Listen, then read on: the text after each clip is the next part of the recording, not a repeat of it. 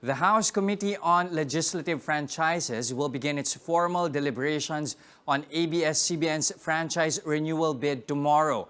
And with the lower chamber back to square one after House leaders dropped the temporary franchise bill, the network's employees union has decided to take action and formally appeal to lawmakers and even to the Supreme Court.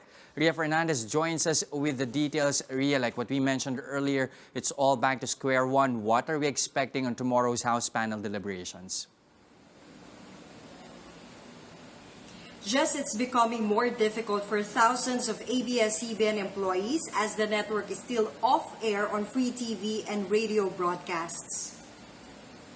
Despite this, they remain hopeful that the Supreme Court will issue a temporary restraining order against the move of the National Telecommunications Commission.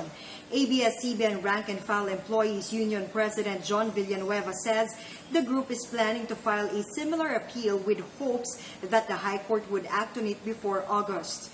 ABS-CBN President and CEO Carlo Katigbak has earlier confessed to senators of possible retrenchment in more or less 2 months if they fail to resume operations soon. Let's listen to the interview. Ngayon, sobrang lungkot po talaga ng mga miyembro. Napakababa po ng moral nila ngayon kasi hindi nila maintindihan kung bakit nangyayari ngayon ito eh. Kasi ang alam ko, ang gobyerno dapat dinadagdagan yung mga trabaho, pero ang nangyayari ngayon parang binabawasan pa yung mga may trabaho eh.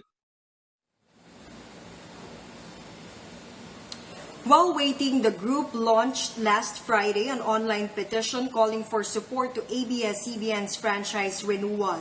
And in just 24 hours, they were able to gather over 1 million signatures. Villanueva says they will submit the petition to the House of Representatives, but not as soon as tomorrow afternoon when the Legislative Franchises Committee begins formal deliberations on the network's franchise bill. He says they want to see first how things will roll at the lower chamber. Just the House panel is also set to tackle the alleged violations of ABS-CBN together with the House Committee on Good Government and Public Accountability. Jess?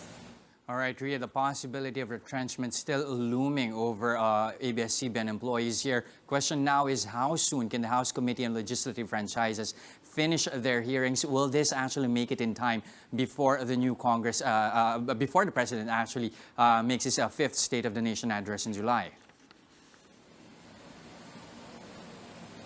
I think if we're going to think about the hearings conducted for the ABS-CBN franchise, as mentioned earlier by Speaker Alan Cayetano, before the fifth State of the Nation address of the President in July, definitely they're done with these ABS-CBN franchise hearings.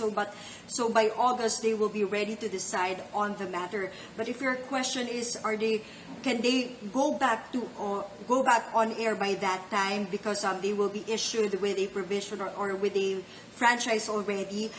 The answer is no, because considering the legislative process of the Congress, if ever it secures successfully a franchise from the lower chamber, we must understand that it still has to hurdle the Senate and, of course, the office of the President, unless our Congress leaders really push for it now with a hard deadline. Does this mean, Ria, that things are looking bleak for ABS-CBN to actually go back on air by August? If we're going to depend on the actions of the Congress, my answer is yes. That is the reason why our employees at ABS-CBN are now appealing to the Supreme Court to issue a temporary restraining order against the cease and desist order of the National Telecommunications Commission, because they believe that is the most immediate relief so that they can go back on air immediately. All right, thank you for those updates, Ria Fernandez.